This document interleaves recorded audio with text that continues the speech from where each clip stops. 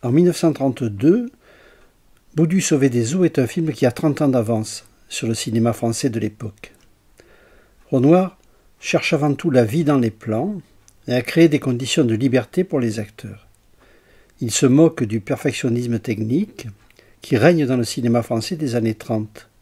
Un plan flou ou un mouvement de caméra un peu brinque-ballant ne le gêne pas si le plan capte quelque chose de vivant et qui n'a eu lieu qu'une fois.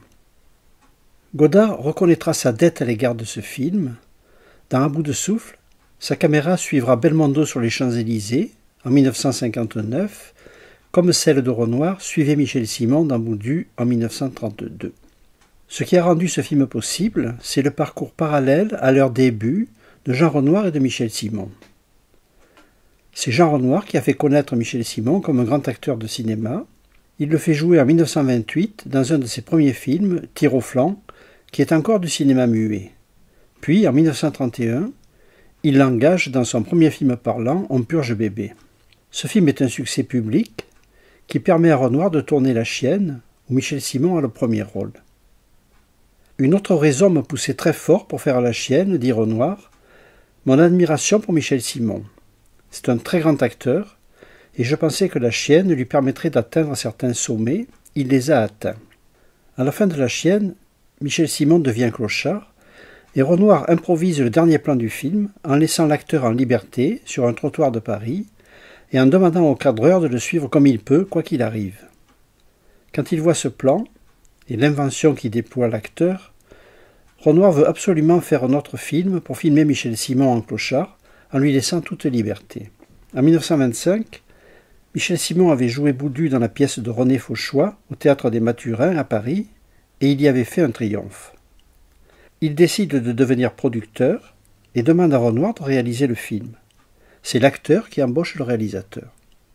Le tournage a lieu à l'été 1932, dans les studios pour les intérieurs et en décor réel sur les quais de la Seine, quai de Conti et sur le pont des Arts à Paris. Renoir se sert du décor réel de la rue pour filmer Michel Simon au milieu des vrais passants qui ne le reconnaissent pas.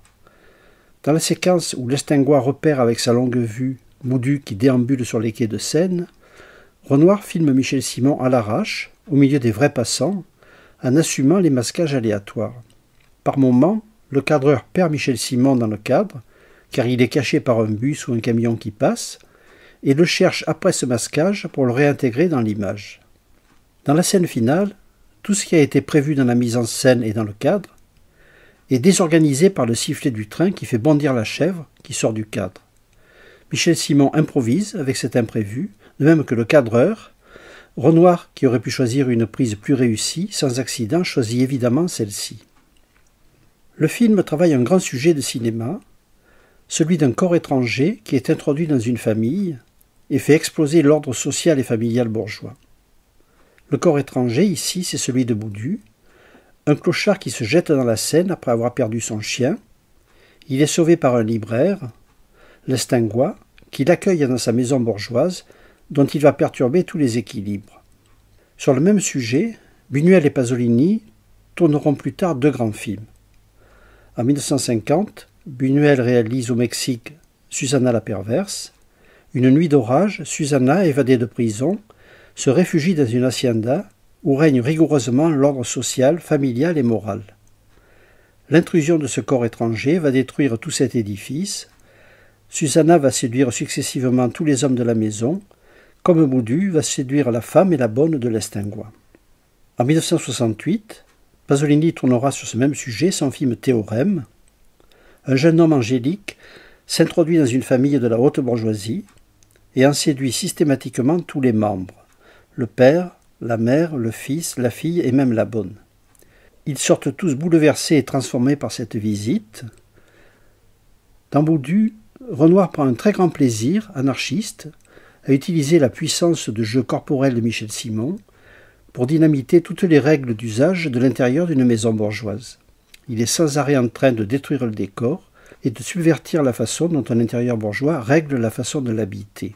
Il utilise tout à contresens, il s'assoit dans le chambranle de la porte, il se couche sur la table, il se nettoie les mains pleines de cirage au drap en soie de Madame Lestingois. Il se comporte comme un faune qui ignorerait tout des mœurs sociales. Mais le film n'est pas une caricature du bon sauvage d'un côté et des horribles bourgeois de l'autre.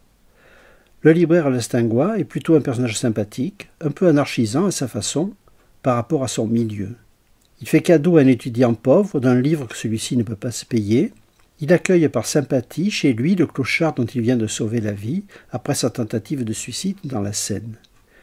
Il essaie vraiment de le civiliser pour son bien. Il n'est pas avare ni facilement scandalisé. Sa femme, qui est présentée au début comme une bourgeoise bien conventionnelle et effarouchée, sera sensible elle aussi à l'appel sexuel qui émane de la sauvagerie de Boudu. Le film suit le parcours impeccable entre le devenir animal et le devenir civilisé de Boudu. Dans les premiers plans de la première scène, il est totalement emmêlé avec son chien, les poils de sa barbe mélangés aux poils de son chien. Après sa noyade, il va intégrer la maison bourgeoise du libraire Lestingois, malgré sa résistance naturelle à l'ordre. Il semble se laisser amadouer, civiliser, habiller, coiffer, mais la fin le ramènera à son point de départ et à sa vraie nature. Une fois marié à la bonne, pour sauver les conventions et la respectabilité de la maison, il profite de la barque qui chavire pour disparaître au fil de l'eau, s'habiller avec les vêtements d'un épouvantail et redevenir un homme animal. Dans la dernière séquence du film, il entremêle ses poils à ceux d'une chèvre rencontrée par hasard. Il est juste passé d'un être chien à un être chèvre. Sa nature animale antisociale l'a emporté.